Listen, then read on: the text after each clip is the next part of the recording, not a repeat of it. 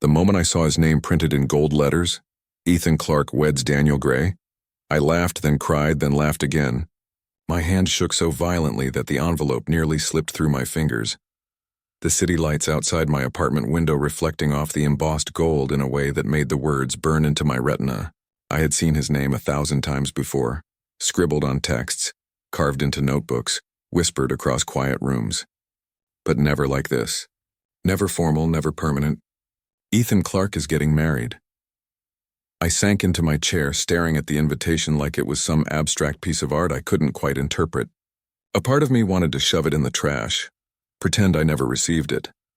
Pretend the man who had once made my heart feel like a drum in my chest had never existed. Another part of me, the stubborn, foolish part that I hated, felt this strange pull and undeniable curiosity. I wanted to see him. I wanted to see what he looked like when he moved on without me. My phone buzzed, dragging me out of my spiraling thoughts. It was Marcus, my best friend since college. "John," he said after the usual greetings. I saw the invite. "Are you really thinking about going?" "I don't know," I admitted honestly. My voice sounded foreign to me, hoarse, unsure. I want to see him." "Not because I paused. "I'm not still, I just want to see how he looks happy without me." Marcus sighed. "Listen, you know this is dangerous territory. You're opening wounds you barely healed. You think you're strong enough for that?" I wanted to argue. I wanted to scream, "I'm fine!" But even as the words formed in my mind, I hesitated. The truth was, I didn't know if I was strong enough. But the stubborn part of me, the part that refused to let him have the last word in my life, had made its decision. "I'm going," I said quietly. "Not for him. Not for closure, for me. To prove I can handle it." Marcus didn't say anything for a while. I could almost hear his worry in the silence. "Just be careful, John. Remember the last time your heart played tricks on you?" I smiled faintly, though it felt bitter. "I'll remember." I placed the invitation on my desk next to a faded photograph of Ethan and me from years ago, when our smiles were careless and our world seemed infinite. I noticed the old watch he had given me on my wrist, hidden under my sleeve, almost like a talisman. I hadn't worn it in months, not since our last argument, but tonight it felt necessary. Maybe it was a silly, sentimental thing, but it made me feel anchored, like part of him was still with me in a harmless way. I tried to imagine the scene. Ethan, looking sharp in his tuxedo, his hair perfectly combed, standing at the altar with someone else. Daniel Gray, smiling, unaware of the storm that would arrive in the form of a 23-year-old boy he had never met, but whose existence would shake the man beside him. And me, trying to blend in, trying to be nothing more than a polite guest, but knowing I would be far more than that. I thought about the friends who had advised me against this. They didn't understand that this wasn't about revenge or spite. It was about confronting a chapter of my life that had ended abruptly, without explanation, without closure. And I wasn't going to run from it. I pressed my fingers against the envelope again, feeling the slight indentation of his name. My chest tightened. A rush of memories, late-night calls, whispered secrets, laughter that could make the world disappear, hit me like a wave I wasn't ready for. I wasn't sure if this was courage or foolishness, but either way I couldn't stop myself. I took a deep breath, slipped the invitation into my jacket pocket, and stood by the window. The city lights stretched endlessly, glowing like little promises, like little lies we'd told each other. A shiver ran down my spine. Tonight, I thought, tonight would be different. Or maybe it would be exactly the same. I didn't know I was walking into a wedding that would undo every lie we ever told each other. And for the first time in a long time, I felt ready. I still remember the first time I saw Ethan. It was the kind of memory that refuses to fade no matter how much you try to bury it. I was 20, fresh out of college, nervous in my oversized suit, fumbling with a pen during orientation at the firm. And then he walked in. Tall, composed, the kind of confidence that didn't scream for attention but commanded it anyway.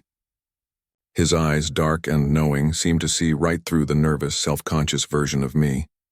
"John," he had said later, after our first project together, "you've got potential. Don't waste it worrying about what people think." That was Ethan. Calm, steady, protective in ways he never announced.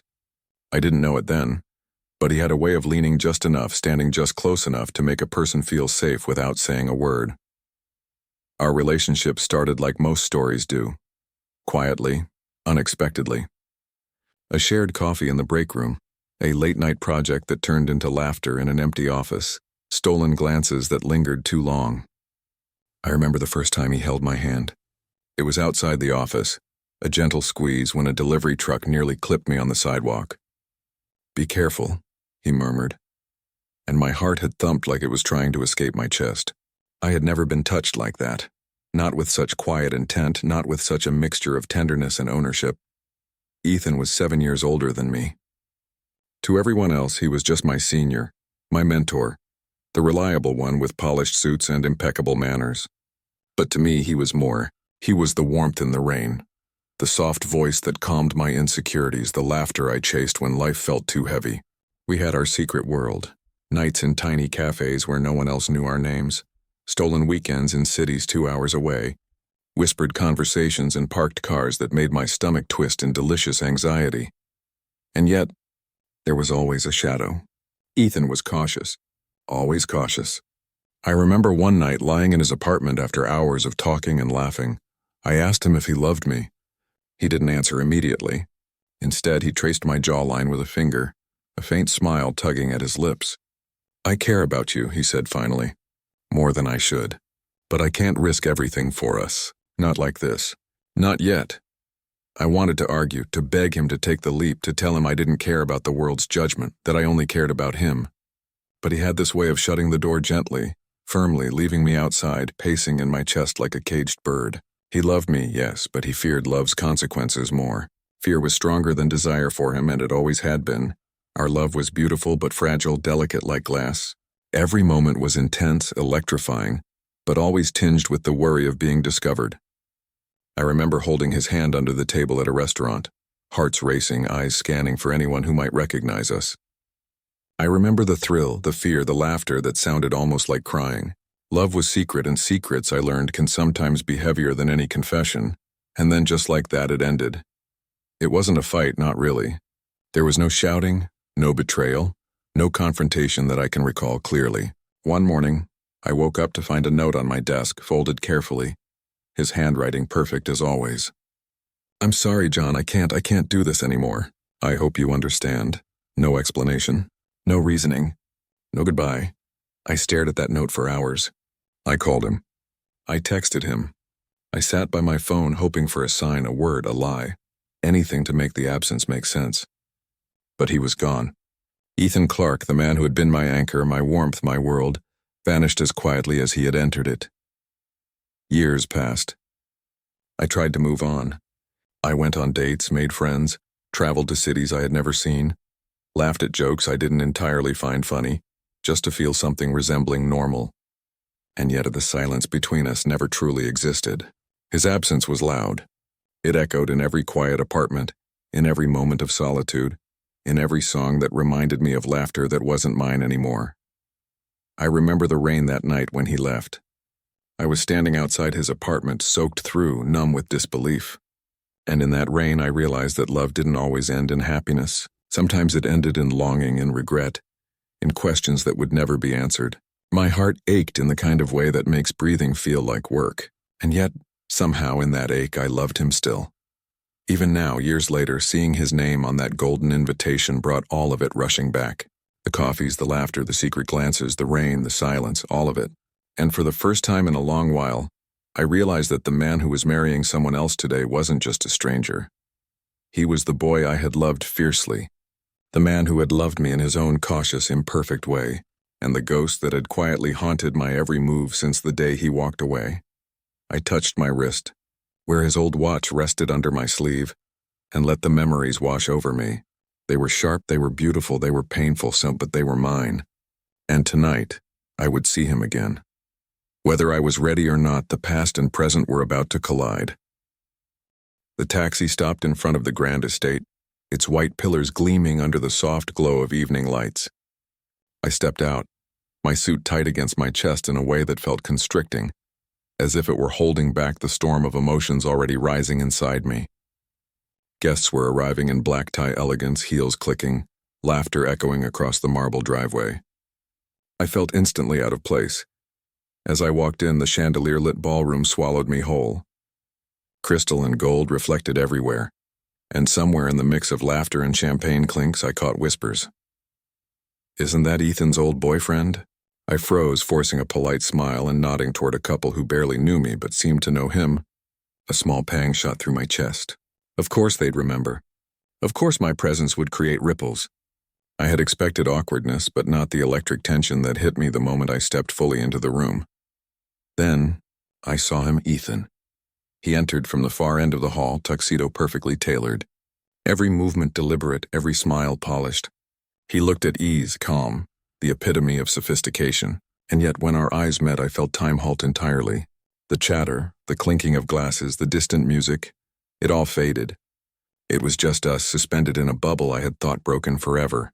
His smile faltered.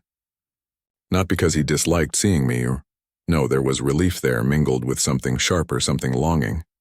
I could see it flicker across his eyes, that faint hesitation he always carried, the pause that meant he wanted to say something but couldn't. I reminded myself to breathe. I reminded myself this was a wedding, not a confession booth. But the pull between us was magnetic, undeniable.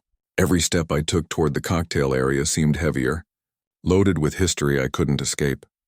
I tried to focus on the people around me, the polite introductions, the champagne flutes clinking in polite celebration. But every time I glanced toward the altar, there he was, stealing a glance at me, subtle but unmistakable. My heart ached in that familiar way, simultaneously familiar and cruel. The ceremony rehearsal began. Ethan stood at the altar with Daniel, his soon-to-be husband. Daniel Gray was warm, approachable, completely unsuspecting of the storm he was marrying into. There was kindness in his eyes, a smile that seemed genuine, and I felt an odd pang of relief, maybe. At least he wasn't malicious. Ethan shifted slightly, catching my gaze again. His fingers twitched at his side, a telltale sign of tension. The way he moved, the small clench of his jaw, I knew him too well. That same posture he had when he worried about losing me, when he had held back words he couldn't bring himself to say. I forced myself to move, to make conversation with a stranger nearby. But the pull was relentless. Every laugh that came from Ethan's direction, every polite nod he gave to someone else reverberated in me like a private joke I was still in on. Later, during dinner, Daniel approached me. His smile was wide, open, completely genuine. "I've heard a lot about you, John," he said, extending his hand. "Ethan says you were a big part of his past." I took his hand, giving a polite squeeze, and smiled tightly. "He must have told you the edited version," I replied, letting a touch of humor mask the sharp edge of emotion underneath. Daniel laughed lightly, and I nodded, sipping my champagne. Across the table, Ethan's gaze lingered longer than it should have. Every glance, every fraction of a smile aimed my way pulled me backward in time. I was there in his apartment, leaning against the kitchen counter, the soft hum of music in the background, our hands brushing over mugs of steaming coffee. I was there in the rain, hearts pounding, soaked and desperate to cling to moments that had slipped through our fingers. I felt myself slipping, caught between the present and the past. I wanted to look away, to focus on Daniel, to remind myself that Ethan had moved on, that he was committing to someone else. But the sight of him, so close, so real, so impossibly alive, kept my eyes glued to him. Ethan smiled faintly, almost imperceptibly, as though he knew exactly what I was thinking. His expression was calm, but there was a flicker, a small betrayal of feeling that he couldn't entirely hide. The same way he had always struggled to show what he truly felt for me, even when we were together. I wondered briefly if Daniel noticed the tension, the silent history crackling between the two of us. He seemed oblivious, blissfully unaware, trusting Ethan fully, and in that trust I felt both admiration and a pang of guilt. I was intruding into their happiness, yet there was nothing I could do to stop myself from being here. The reception continued, a blur of music, laughter, and polite applause. I found a quiet corner for myself, letting the champagne warm my nerves, letting the soft murmurs of celebration fade into background noise. Yet every time I glanced toward the altar, there he was, Ethan, watching me, a mixture of longing and regret in his eyes. like he was trying to say something he didn't dare voice, and in that charged silence I realized something. Tonight wasn't just about witnessing his wedding. It was about confronting everything left unsaid, everything unfinished. Every laugh, every glance, every touch from our past had followed us into this room, into this elegant hall, into this wedding that should have been purely joyful, but felt more like a battlefield for our hearts. I adjusted the cuff of my sleeve, feeling the familiar weight of his old watch under it, a small private reminder that he had been mine once and in some ways still was, even if only in memory. And I knew with a certainty I couldn't ignore that this night would not pass quietly. Ethan's eyes met mine again, holding me in a gaze I could not, would not, break. And I realized, and the storm was about to begin. I needed air. I needed space. I needed a few moments away from the clinking glasses, the music, the polite laughter that felt like a cruel reminder of everything I had lost. I slipped through a side door and found myself in the empty washroom. The fluorescent lights hummed softly, casting a pale glow across the white tiles and chrome fixtures. I leaned against the sink, gripping the edge so tightly my knuckles ached.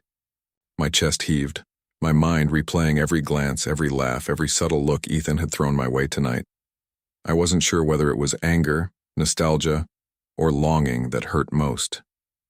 Maybe it was all three, blended together into a painful cocktail I couldn't name. I splashed cold water on my face, hoping it would reset something, anything inside me. And then I heard the soft click of the door opening behind me.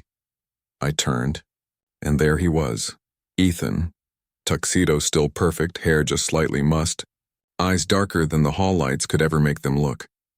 He closed the door quietly behind him, a lock clicking into place. Silence fell between us heavy, weighted with years of unsaid words and unfinished stories. "Why did you come?" His voice was calm, but there was an edge to it, a vulnerability I had never heard before. I swallowed, trying to steady myself. "To see what you chose over me." The words slipped out before I could stop them, bitter and honest. Ethan's jaw tightened, a subtle tremor running through him. "You think this is what I wanted?" I let out a short, humorless laugh. "Then what did you want, Ethan? Did you want me to be gone? To disappear from your life so completely that you could marry someone else and pretend it never happened?" His shoulders sagged slightly. He stepped closer, a hesitant, careful movement that sent my heart into overdrive. "John, you don't understand. I never stopped loving you. He paused, taking a deep breath. Marrying Daniel was a decision made from exhaustion, from pressure. I told myself I was moving forward, that you had moved on. But seeing you tonight destroyed that lie. I felt my knees weaken slightly. That sentence, the confession, hit me harder than I expected. I wanted to step forward, to throw myself into him, but something inside held me back. I had learned the hard way that love, no matter how real, could hurt when it arrived too late. I told myself I was fine, I whispered. I thought I was over you. But seeing you here, it's like the past is suffocating me again. His eyes softened, glimmering with unspoken emotion. He reached out, his fingers brushing against my wrist. Cold metal met warm skin, the familiar weight of the old watch he had given me years ago. "You still wear it." His voice trembled. I pulled back slightly, the emotions swirling inside me, a storm I wasn't sure I could navigate. "You don't get to want me when it's convenient, Ethan," I said, the words steady despite the quake in my chest. He flinched at my tone but didn't withdraw. Instead, he stepped closer, closer than anyone had in years, so close that I could feel the heat of his body, the faint scent of his cologne, the one I used to memorize, the one I could never forget. I wanted to forgive him, to fall back into the safety I had known once, to let the past swallow me whole. But I couldn't, not now, not after years of silence and abandonment. "I've regretted it every day," he admitted, voice breaking. "Every single day I've regretted leaving you like that. I've tried to convince myself that it was the right choice, that I was protecting both of us. But Daniel, he's wonderful, yes. But I will never love him the way I loved you." Tears pricked my eyes, hot and unwelcome. For the first time in months, maybe years, I allowed myself to feel the weight of what I had lost. But in that same moment, a strange sense of clarity settled over me. Ethan's love had been real. Yes, but it had always been incomplete, held back by fear, by hesitation, by the pressures he let rule his choices. I stepped back slightly, taking a deep breath. I understand, Ethan, I really do. But I also understand that love isn't enough if it comes too late. You made your choice. I have to make mine now. His shoulders slumped, the fight leaving him, replaced by grief. John, I held up a hand gently, signaling the end of words. And then silently, we did something neither of us had done in years. We hugged. Not a casual hug, not a polite embrace, but a full, heavy, tearful hug, carrying with it all the unspoken apologies, all the missed moments, all the love that had once been ours and would never be again. I pressed my face against his shoulder, letting the memories wash over me, the laughter, the late-night whispers, the stolen kisses in the dark. And as we pulled back, I could see it in his eyes, were regret, yes, but also understanding. An acknowledgement that what we had was precious but also finite, and that our paths had diverged long before this moment. I'll always remember you, he murmured, almost a whisper, almost a confession meant only for me. I'll remember you too, I replied, and I won't hate you. Not for leaving, not for anything. The finality of our words hung in the air like a fragile bubble, ready to burst with the weight of emotion. We stepped apart slowly, carefully, the world outside still moving, still oblivious to the quiet storm that had passed in this dimly lit washroom. I watched as Ethan lingered by the sink, wiping his hands on a towel, trying to regain composure. I straightened my jacket, adjusted my watch, and gave him a small, sincere smile. Good luck, Ethan, really. He nodded, a faint, sad smile tugging at his lips. You too, John, truly. I opened the door, stepping back into the hall where laughter and music filled the air. And as I walked back into the wedding, I realized something profound. The past had hurt, yes, but tonight it had also freed me. I had faced him. I had faced the truth. And I had walked away intact. Ethan would continue on his path, I would continue on mine. But in that brief, tremulous moment in the washroom, we had both acknowledged what had been real between us.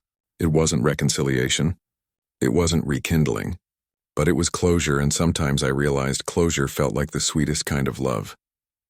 I walked back into the hall, my steps quiet against the polished marble floor. The music had softened into a gentle hum, the chatter subdued as guests waited for the next part of the ceremony. I took a deep breath, feeling the weight of the washroom confrontation still lingering in my chest, a mixture of ache, release, and clarity. Ethan was at the altar, standing with Daniel, resuming his vows. His voice trembled slightly, a crack in the otherwise polished exterior he always carried so well. He spoke of love, devotion, trust, and hope, the words carefully chosen, the cadence practiced, yet beneath them, I could hear a fragility that made my chest tighten, and then our eyes met. It wasn't longing this time. Not desire, not regret, not unfinished love. It was understanding. A quiet acknowledgement that what had existed between us was gone, but had been real, meaningful, and formative. In that brief moment, I saw Ethan not as the man who had left me broken and confused, but as the man who had been part of my life for reasons I might never fully explain. I smiled softly, letting a small tear escape, brushing it away quickly before anyone could notice. The world around me moved. Applause rippling, glasses clinking, murmurs of approval. But I felt detached from all of it, floating somewhere between the past and the present.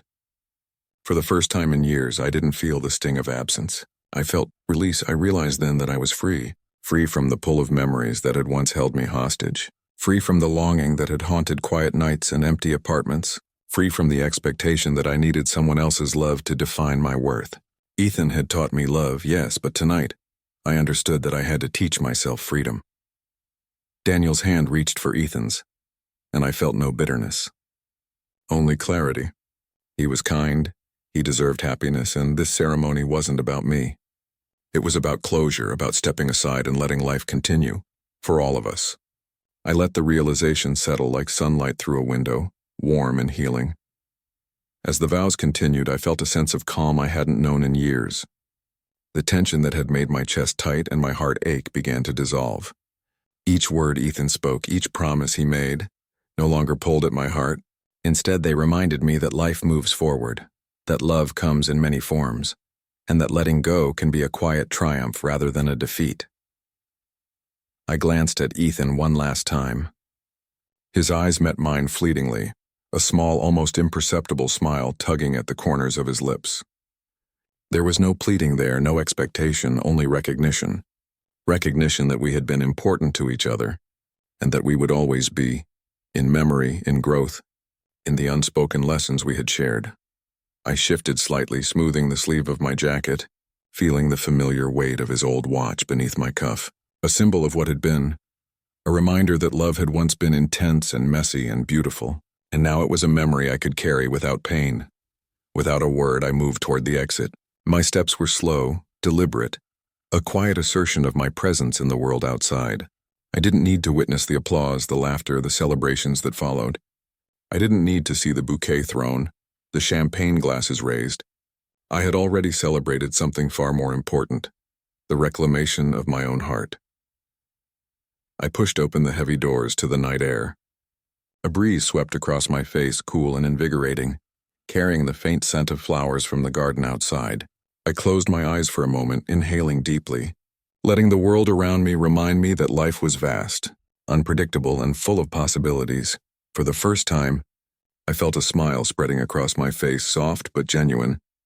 A single tear traced down my cheek, but it was no longer a tear of pain. It was a tear of release, of healing, of understanding. I walked slowly down the steps, the glow of the ballroom fading behind me, replaced by the gentle embrace of the night. And as I moved away from the lights, the music, the echoes of the past, I understood something vital. Love is never wasted. It teaches, it transforms, it shapes us into who we are meant to become. And sometimes the most profound love is the kind that frees us, not the kind that clings. Tonight I was free. I glanced once more toward the grand doors, imagining Ethan inside, making promises, laughing softly with Daniel. And I felt no envy, no heartbreak, only gratitude. Grateful for the love I had known, for the lessons it had left me, and for the new chapter waiting just beyond the edge of the night. I kept walking, letting the soft night air brush against me. The city lights stretched ahead, distant and promising, a horizon untainted by the past. My heart felt lighter than it had in years, my chest unburdened, my spirit quietly elated. For the first time in a long while, I believed in myself, in my strength and in the beauty of moving forward. And I smiled. A few months had passed since that night. The wedding, the confrontation, the revelation. Life had moved forward quietly, deliberately, in ways I hadn't expected. I had packed my belongings, said my quiet goodbyes, and boarded a train bound for a new city. One where I didn't have to stumble over memories at every corner, where the streets didn't echo with laughter that belonged to someone else, and where I could learn to be just. Me sitting by the window, the rhythmic hum of the train blending with my heartbeat, I watched the city fade behind me. Skyscrapers, streetlights, the familiar blur of home, all dissolving into the distance. I felt an unexpected lightness, as though the weight I had carried for years had finally begun to lift. That night hadn't broken me as I had feared it might. No, it had healed me. I thought about Ethan often, though without the sharp sting of longing that used to accompany his memory. I remembered the warmth of his touch, the pull of his voice, the ache of absence. But I also remembered the lesson he had unwittingly given me. Love is not possession. Love is understanding. It's acceptance. It's learning to release someone even when a part of you wants to hold on forever. I reached into my pocket, fingers brushing against the old watch he had given me years ago. I had worn it that night, through the confrontation, through every glance and every word unspoken.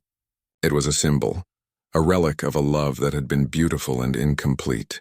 And yet I smiled, not with sadness, not with regret, but with gratitude, for everything he had taught me, for the heartbreak that had reshaped me, for the freedom I had finally found. The train passed rivers and fields, the sunlight breaking through clouds and scattering across the rails like sparks. I felt a quiet joy stirring inside me, a gentle thrill that belonged entirely to my own self.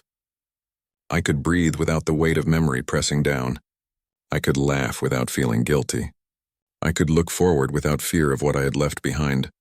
I thought about the letter I would never send, the words I would carry with me as a private confession, a reminder of growth.